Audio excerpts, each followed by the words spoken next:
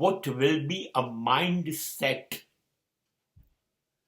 of undeveloped country or underdeveloped country. વિકસિત દેશોની હું વાત નથી કરતો, હું અવિકસિત દેશોની વાત કરું છું. અવિકસિત દેશો માં વિકસિત દેશ જો કોઈને ગણવો હોય તો એ ભારત છે. અવિકસિત દેશોમાં we are slightly developed. અને ભારતની સ્થિતિ તમે જાણો છો શું છે. આ દેશનો વિકાસ તો જ થાય કે માણસ બદલાય. અહીં રહેતી પ્રજાનું વિચારવાની પદ્ધતિ બદલાય. We have to change our mindset. Otherwise not possible. તમારે માણસોને બદલવાના છે. માણસો ઈમાનદાર થવા જોઈએ, નૈતિક થવા જોઈએ, કામ પ્રત્યે પ્રમાણિક થવા જોઈએ, નીતિવાન હોવા જોઈએ, કાયદાનું પાલન કરનારા હોવા જોઈએ, સત્યના રસ્તે ચાલનારા, ન્યાયપૂર્ણ રીતે જીવન. આવું છે ભારતનું માનસ? જી ના. ભારતનો 90% વર્ગ અધર્મ, અજ્ઞાન,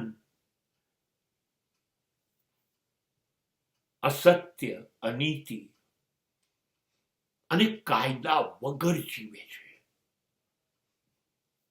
જેને જોશો એ ગામડું હશે, શહેર હશે, એને કાયદો માનવામાં રસ જ નથી.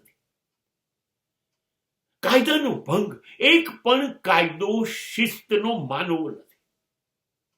સાદો કાયદો, ફૂટપાથ પર ચાલવું જોઈએ, એ નથી માનવું. ટ્રાફિક સિગ્નલ બંધ હોય તો ના નીકળવું જોઈએ, એ પણ નથી માનવું. બસમાં, રેલવેમાં, લક્ઝરીમાં, રોડ ઉપર થૂંકવું ન જોઈએ, ગંદકી ન કરવી જોઈએ, એ પણ નથી માનવું. અરે છોડો, આપણી ઉપર 5 વર્ષ વહીવટ કરનારા માણસોને મત આપવા જવું જોઈએ, એ મત પણ નથી આપવો. કશું નથી કરવું. અમારે ભણવું નથી, અમારે પછાત રહેવું છે, અમારે અંધશ્રદ્ધામાં જ જીવવું છે. અમારે જૂની જરી પુરાણી જિંદગી જોઈએ છે. અંધશ્રદ્ધામાં, અંધ માન્યતાઓમાં, અંધવિશ્વાસમાં જીવવું છે. હવે આ પ્રજા ન બદલાય ત્યાં સુધી બધું જ નકામું છે. બધું જ નકામું છે. તમે શ્રેષ્ઠ રસ્તા બનાવો, શ્રેષ્ઠ પુલ બનાવો, સારી બસ, સારી રેલવે, સારા એરોડ્રમ, સારી સ્કૂલ, સારી હોસ્પિટલ, કંઈ પણ બનાવો, એને ખતમ કરી નાખવા માટે 140 કરોડ લોકો તૈયાર જ છે. તમે કંઈ પણ બનાવો, એને અમે બરબાદ કરી કાઢીશું. અમારે મહેનત નથી કરવી, અમારે શ્રેષ્ઠ શિક્ષણ નથી મેળવવું, અમારે ધંધા ઉદ્યોગો નથી કરવા, અમારે નોકરી નથી કહીને બેકારીની ચીસો પાડવી છે, અમારે મફતનું અનાજ ખાવું છે, અમારે મફતના રહેઠાણ, કપડા, શિક્ષણ, દવાઓ મફતની જોઈએ છે.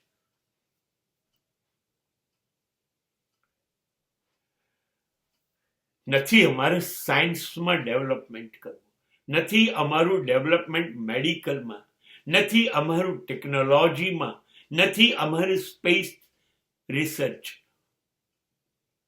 અમારે કશું કરવું નથી.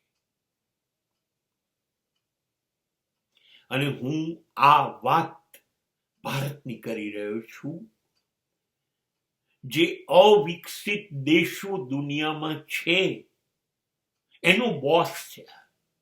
વિકસિત નથી, એનો બોસ છે.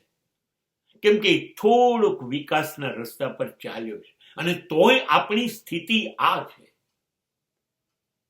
તમે 1,00,000 શહેરો ભારતમાં એનો વિકાસ કરો છો અને કહો છો ભારત વિકસિત છે.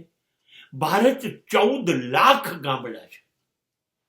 આજે 75 વર્ષ પછી આ ગામડાઓમાં પીવાનું પાણી નથી, બસ નથી જતી, રેલવે નથી જતી, સ્કૂલ નથી, હોસ્પિટલ નથી. આ સ્થિતિ છે આ દેશની. ખાવાનું નથી, નોકરી નથી, માટે માત્ર ગરીબી અને ગરીબી છે. અને એમાં ભ્રષ્ટાચાર, ભ્રષ્ટાચાર, ભ્રષ્ટાચાર શ્વાસે શ્વાસે.